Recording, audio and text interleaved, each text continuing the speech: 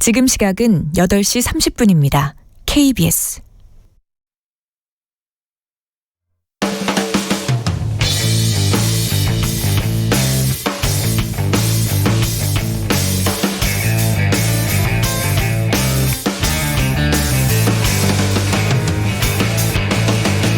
김경래의 최강 시사.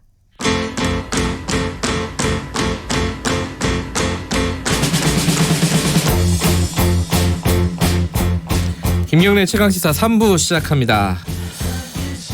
목요일 3부에는 항상 진보의 향기 코너가 마련되어 있습니다. 김기식 더미래연구소 정책위원장 함께하십니다. 안녕하세요. 예, 안녕하세요. 네, 더미래연구소는 양정철 그 원장이 있는 그거하고 다른 거죠? 예, 이름이 비슷해가지고. 예.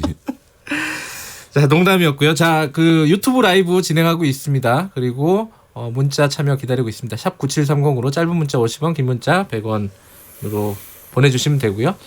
스마트폰으로는 무료로 보내줄 수 있습니다. 콩 이용하시면요. 자, 김기식 위원장님과 방송하는 거 유튜브로 보시려면 들어오시기 바라겠습니다. 오늘은 국회 얘기부터 잠깐 하겠습니다. 예.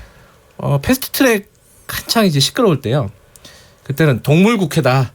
그래갖고 막 이렇게 언론에서 막 난리였는데 요즘은 다시 본연의 이렇게 얘기하면 안 되군요. 식물국회로 다시 들어갔습니다. 네, 아무것도 안 하고 있어요. 네. 이거 참 맨날 보는 풍경이긴 한데 이거 어떻게 봐야 됩니까? 이거 참. 예, 예전에 김대중 대통령이 30년 넘게 야당 생활을 하시지 않았습니까? 그다음에 이제 군사 독재 시하다 보니까 장외투쟁도 상당히 많이 했는데 네. 그래도 김대중 대통령이 늘 강조했고 실제로 실행했던 게 장외투쟁을 하더라도 국회를 포기하지 않고 원내 병행투쟁을 하는 것을 30년 내내 지켰습니다. 그랬어요? 예, 그랬습니다. 그 이유는 뭐냐면 김대중 대통령이 늘 이게 국회야말로 우리 야당한테는 국민들에게 말을 할 수 있는 기회인데 왜 그걸 포기하냐. 전략적으로 봐도 원내 병행투쟁을 해야지 장외투쟁을 하지 말라는 게 아니고 네. 이런 말씀을 하신 적이 계속 늘 그런 말씀을 하셨는데 그런 점에서 보면 지금 현재 그 한국당의 이런 전략이라고 하는 거는 좀 이상하죠. 왜냐하면 어떻게 보면은 지금 정부 여당으로서는 뼈아플 수 있었던 문재인 정부 출범 2주년 동안에 이 평가 국면이 그냥 장외투쟁으로 다 덮여진 측면이 있거든요. 그런 점에서 보면 예. 안 그랬으면 아마 국회 내내 문재인 정부 2년 동안에 어쨌든 뭐 인사 문제가 됐든 경제 문제가 됐든 이거를 이제 국회에서 야당이 공격할 수 있는 장이 열리는 거였는데 그걸 스스로 포기했으니까 네. 좀 이해하기 어려운 지금 국회 운영을 하고 있는 건데 제가 보기에는 이게 지금 이제 새로 대표가 된 황교안 대표나 나경원 대표가 좀 자기 정치에 지금 몰두해서 그런 거 아닌가. 다시 말해서 국회보다는 지금 소위 한국당 지지층을 결집시키고 또 그 지지층 안에서 황교안 대표가 이제 차기를 위한 어떤 지지 기반을 굳힌다든지 또 나경원 대표도 다음번에 이제 서울시장 나가기 위해서 한국당 내 지지층 내에서의 자기 기반을 굳히는 이런 좀 자기 정치에 조금 몰두해서 생기는 문제가 아닌가 이런 점도 있는 것 같습니다. 나경원 원내대표가 서울시장에 나온다고 보시는 거군요. 네, 아마 다음번 서울시장 선거에는 나올 거라고 저는 예상하고 있습니다. 대선에는 안 나오나요? 모르죠. 이게 자기 정치를 하느라 국회를 사실상 방기하고 있다. 이렇게 해석을 하고 계시는군요. 그런 측면도 있을 거고 또 하나는 아마 네. 이제 이 소속 의원들에 대한 부담이 있을 겁니다. 예를 들어서 지난 이제 패스트트랙 국면에서 사실은 국회 선진화법 통과 이후에 처음으로 물리력을 동원해서 회의를 방해하고 네. 이 회의장을 점거하고 또 뭐 이 동료 의원을 감금하는 일이 벌어지지 않았습니까? 게다가 이제 국회 선진화법 위반으로 지금 다 검찰에 지금 고발되어 있고 실제로 아마 지금 이 상태로 국회를 들어가게 되면 네. 지도부가 시키는 대로 했던 의원들은 우리는 뭐냐. 이게 잘못하면 의원직 상실될 수 있고 다음 총선도 못 나가는 이런 상황이 만들어질 수 있는데 시키는 대로 해놨는데 아무 담보도 없이 그러면 어떡하란 말이냐라고 하는 네네. 당시에 몸으로 패스트트랙을 막으라고 지시해서 그걸 따랐던 동료 한국당 소속 의원들에 대한 네. 황교안 대표나 나경원 대표의 원내대표. 책임 예. 이런 문제들에 아마 의식할 거고요.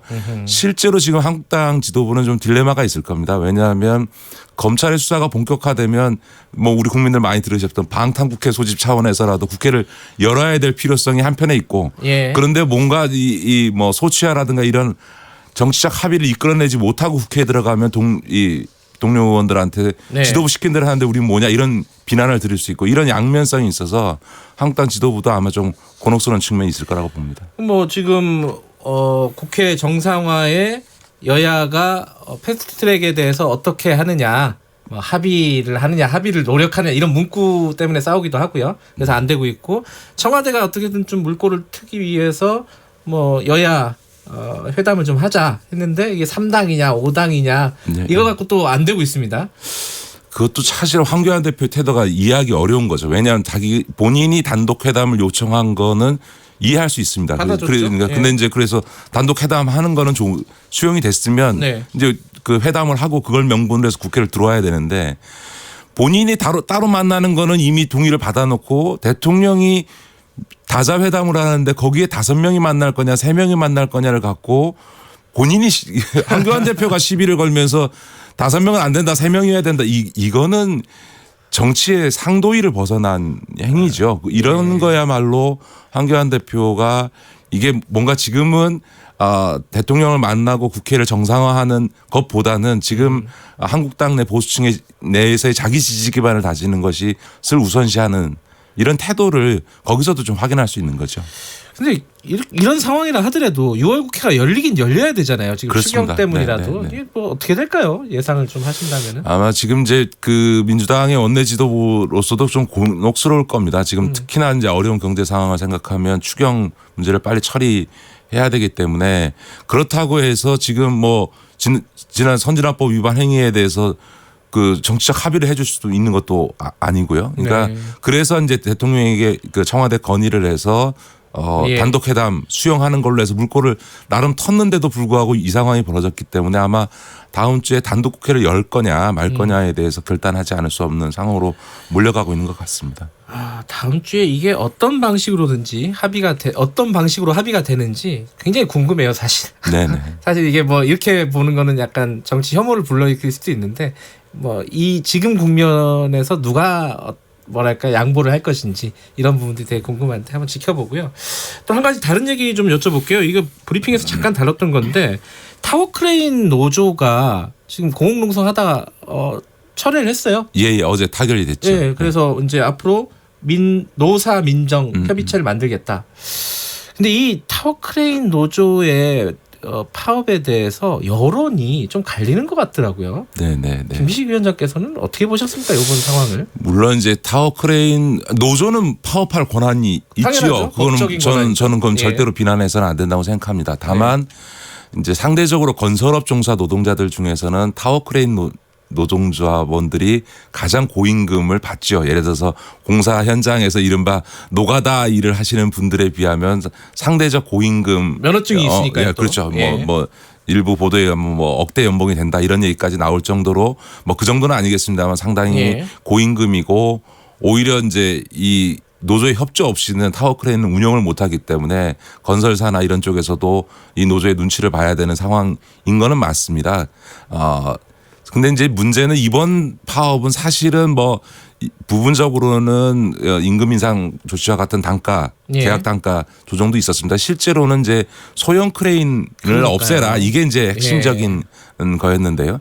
이게 이제 그 기술이 발전하다 보니까 이제 무인화된 타워 크레인을 운영할 수 있게 된 거죠. 예. 그런데 이제 이 무인화된 타워 크레인이 계속 늘어나게 되면 타워클린 노동자들 입장에서는 자기 일자리가 줄어들게 되니까 그렇죠. 그런 것 때문에 이 소형 타워클레인을 운행 못하게 해달라. 이게 사실 이번 파업의 핵심적인 요소였고 그래서 그 부분에 대해서는 안전 문제라든가 여러 가지를 한번 종합적으로 점검해 보자라고 노사민정 합의체를 만드는 것으로 이번 파업이 종료된 건데요. 이게 사실 이제 타워크레인에서만 생기는 게 아니고 기술이 발전하고 소위 디지털라이제이션이라 그래서 자동화가 진행되게 되면 전통적인 노동자들의 일자리 문제하고 네. 이런 기술 발전이 만들어내는 일자리 축소 간에 전 산업 분야에서 이런 문제가 발생하겠죠. 예를 들어서 공장이 로봇이 도입이 많아지면 많아질수록 네. 노동자 일자리는 줄어들지 않습니까? 예를 들어서 지금 현대자동차의 해외 공장을 가보시면 뭐 로봇이 워낙 많아져서 똑같은 양을 생산하더라도 공장에서 일하는 노동자 숫자가 우리나라보다 적습니다. 이런 이제 소위 기술 발전 효과가 만들어내는 지점에서 어떤 균형을 맞춰야 될 필요가 있는 거죠.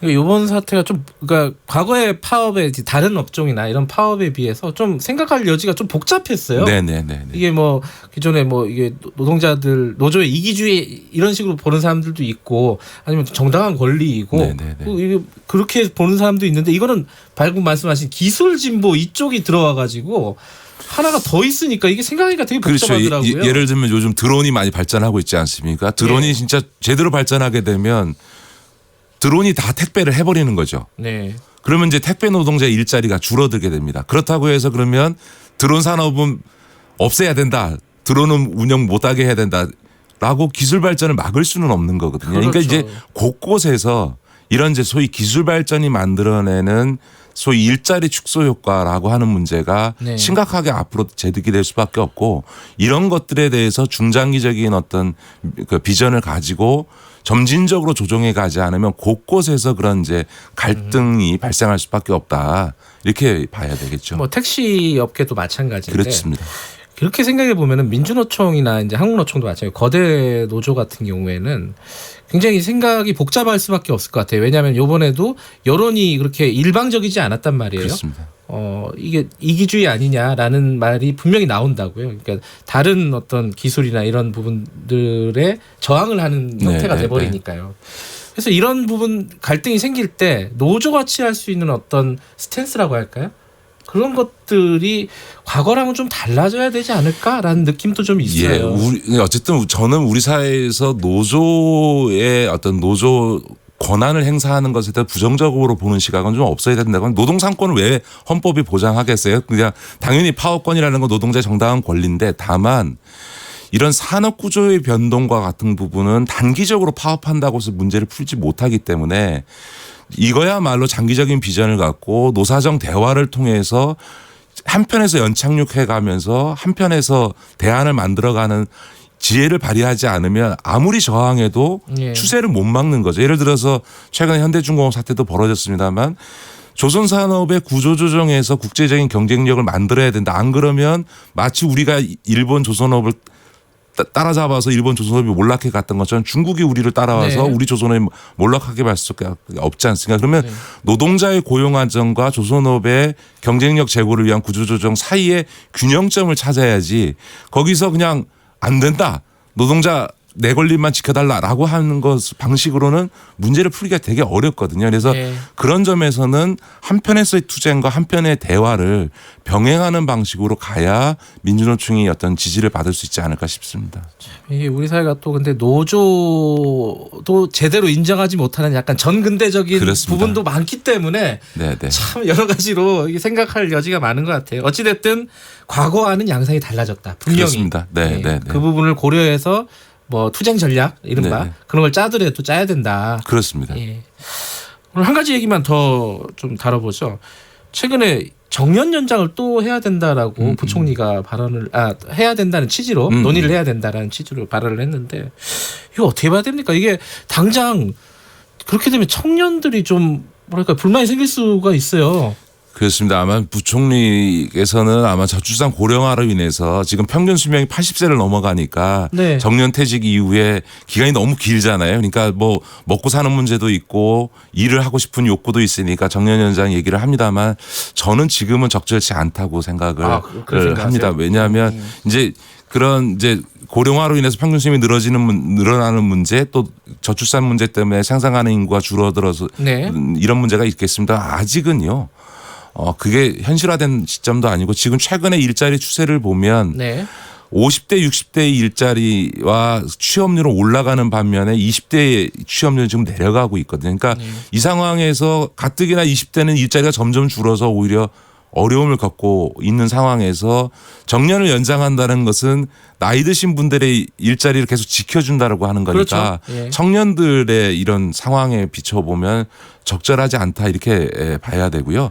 더더군다나 지금 청년들이 취직을 못한다는 것은 아직은 일을 하고 싶은 사람에 비해서 일자리가 적다는 거 아닙니까? 그러니까 생산인구 감소에 따른 문제는 아직은 현실화되지 않은 거고요. 무엇보다 정년이 보장되는 자리라고 하는 건 우리 사회에서는 상대적으로 좋은 일자리거든요. 그렇죠. 실제로 정년까지 일을 하는 사람 분들이 우리 청취자들 중에서 뭐 다 아시겠습니다만 얼마나 되겠습니까? 근데 네. 상대적으로 양질의 정규직 일자리를 정년 연장 해버리게 되면 우리 젊은 사람들은 계속 질 낮은 비정규직 노동자 생활을 더 연장해야 된다라고 하는 측면에서 보면 지금은 정년 연장을 논의할 자리는 순간은 아니다, 시점은 아니다 이렇게 보여지고요. 다만 이제 그 고령화 사회에 맞게 정년 퇴직 이후에 시간제 노동을 하면서도 적절하게 임금과 예. 처우를 받을 수 있는 이 고령의 사회에 맞는 일자리를 만들어내면서 문제를 해결하려고 해야지 네. 제일 좋은 일자리를 정년 연장하는 방식으로 가면 청년들에게는 좌절감을 주겠죠. 오늘 말씀 제가 여쭤본 주제가 이제 세 가지인데 세 가지가 좀 맥이 있네요. 이게 시대가 변하고 양상이 네네. 변하는데 뭔가 대책들은 다 과거의 맞습니다. 대책들이고 네. 이 여러 가지로 우리 사회가 고민해야 될 지점들이 있는데 오늘은 좀 간단하게 세 가지에 대한 위원장님의 어떤 시각을 좀 들어봤습니다. 고맙습니다. 네, 고맙습니다. 진보의 향기 김기식 더미래연구소 정책위원장이었습니다.